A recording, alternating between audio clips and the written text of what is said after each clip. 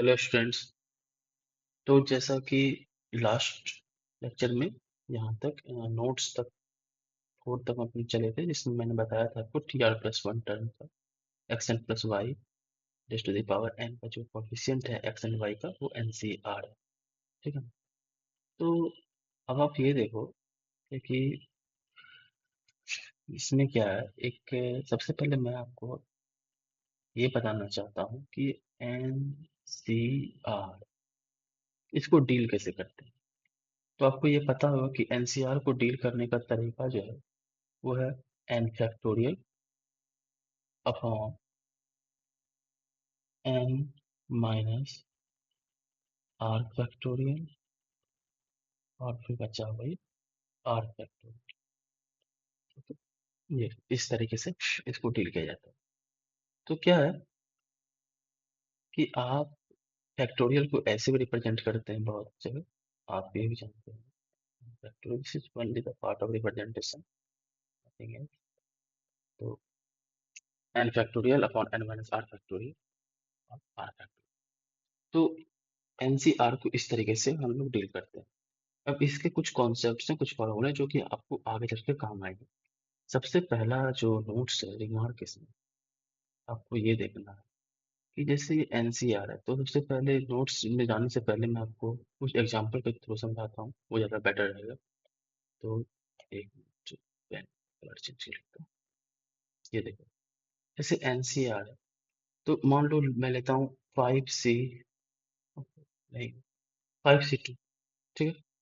तो 5C2 के लिए जैसे मान लो क्या होगा, इसको कैसे डील करेंगे। 5 फैक्टोरियल अपॉन 5 माइनस 2 फैक्टोरियल, है ना, इंटू 2 फैक्टोरियल। तो क्या होगा ये 5 फैक्टोरियल अपॉन 5 माइनस 2 कितना, 3 फैक्टोरियल और 2 फैक्टोरियल। अब देखो इस फैक्टोरियल को कैसे लिखते हैं। अगर मान लेते हैं कुछ लिखा हुआ है 5 फैक्टोरियल, तो इसको लिखने का तरीका होता है 5 से स्टार्ट करो और 1 तक जाओ। 5 multiply by 4 multiply by 3 multiply by 2 multiplied by 1। Okay. मतलब अगर ये n फैक्टोरियल लिखा हुआ है तो आप इसे कैसे लिखोगे। इसको आप लिखोगे n multiplied by n-1 multiplied by n-2 multiplied by, ये चलता चलेगा और लास्ट में 3 2 1। यानी कि ये n नेचुरल नंबर का प्रोडक्ट है। n फैक्टोरियल क्या है, n नेचुरल नंबर का प्रोडक्ट। उसी तरीके से 5 फैक्टोरियल क्या है, 5 नेचुरल नंबर का प्रोडक्ट है ना। तो इसी तरीके से जब आप इसको फैक्टोरियल को ओपन करने का जो तरीका होता है वो यही होता है। तो इसको कैसे आप डील कर सकते हो, 5 फैक्टोरियल, 3 फैक्टोरियल, 2 फैक्टोरियल। तो चलो 5 को लिख सकते हैं 5 मल्टीप्लाइड बाय 4 मल्टीप्लाइड बाय, अब 3 2 1 जाएगा तो इसको मैं लिखता हूँ 3 फैक्टोरियल, तो छोड़ दिया ओपन। नीचे में 3 फैक्टोरियल तो है ही, और यहाँ पर क्या है मल्टीप्लाइड साइन 2 फैक्टोरियल। तो 2 फैक्टोरियल देखो, 3 फैक्टोरियल कैंसिल आउट हो गया। तो यहाँ से क्या हो गया 5 मल्टीप्लाइड बाय 4 अपॉन 2, क्योंकि 2 मल्टीप्लाइड बाय 1 तो 2 ही हो जाएगा। ठीक है। तो ये 2 बार में चला गया तो कितना बच गया 10।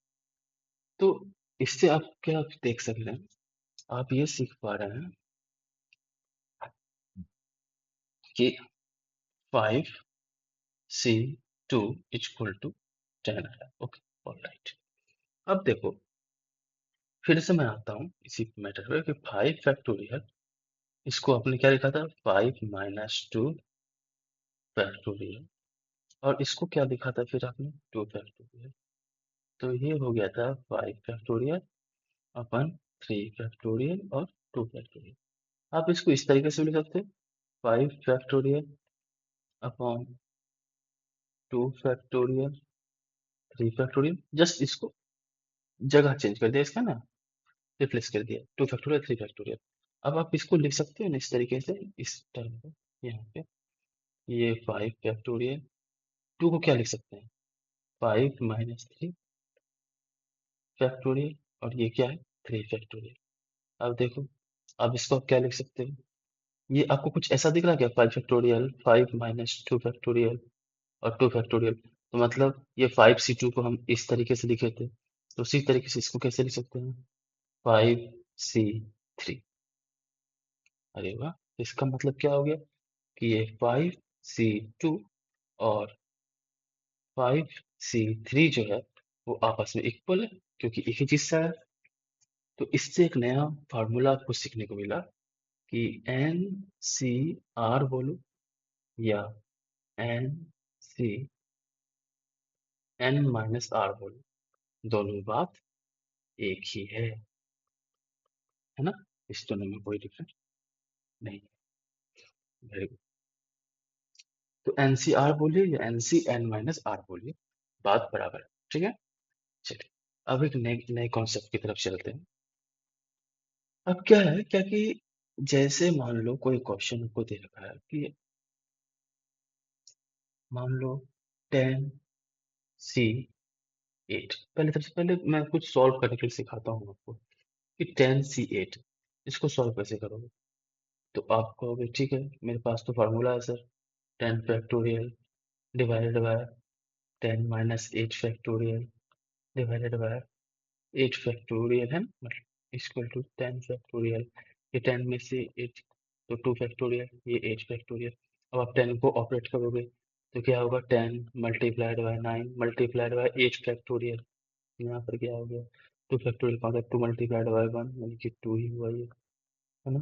अब ये 8 फैक्टोरियल तो ये रहने दो, तो ये 8 फैक्टोरियल 8 फैक्टोरियल कट गया, ये 2 से 5 यानी कि 45। इस तरीके से अपने हम लोगों ने डील किया। तो देखो, इसको दूसरे तरीके से भी क्या कर सकते हैं, समझ सकते हैं, मतलब बात वही है, बस एक आपके अंडरस्टैंडिंग के लिए बता रहा हूँ सॉल्व कैसे करना है। जब 10C8 है मान लो, तो आप इसको लिखो 10C 10 - 8 लिख सकते हो। तो इससे क्या हो गया, ये हो गया 10C2। हाँ, अब देखो, अब इसको कैसे लिख सकते हो। अब तुम क्या करो, जैसे 10C2 है तो इसको डायरेक्टली लिख सकते हो तुम, 10 है और नीचे क्या है 2, तो 10 ऐसे लिखो, 10 × 9, दो टर्म लिख दिए 10, यानी कि यहाँ नीचे 2 है तो 10 × 9 और डायरेक्ट डिवाइड बाय 2, तो 45। नहीं समझ आया ना? मैं समझा, हाईलाइट। देखो क्या है, क्या कि 10C8 का आप मेरे को वैल्यू फाइंड आउट करना था। मैंने अभी आपको कॉन्सेप्ट बताया है ये, कि NCR बोलो या NCN-R बोलो, दोनों बात एक है। तो 10C8 को डील करना है, तो मैंने कहा कि 10C8 है ना, तो ऐसा करो, इस नीचे वाले नंबर को रिड्यूस करने की कोशिश करो। तो देखो रिड्यूस हो सक रहा है क्या, हाँ सर हो रहा है, 10 कर दिया तो 10C2 मिल गया मुझे, तो ये रिड्यूस तो हो गया। अब क्या करना है, अब मैं ये कह रहा हूँ कि जो नीचे में जो ये R की जगह पर 2 है ना, तो तुम डायरेक्टली इतना करने की जगह डायरेक्ट लिख सकते, क्या कर सकते हो, 10 और 9 मतलब 10 से 2 कंसेक्यूटिव टर्म लिख सकते हो।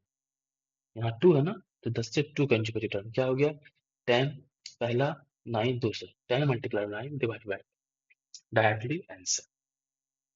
ओके, हाँ, इस ये थोड़ा सा कैलकुलेशन आपका जल्दी करेगा, फास्ट करेगा, और कुछ भी नहीं, बात तो बराबर ही है, वैल्यू तो सेम है।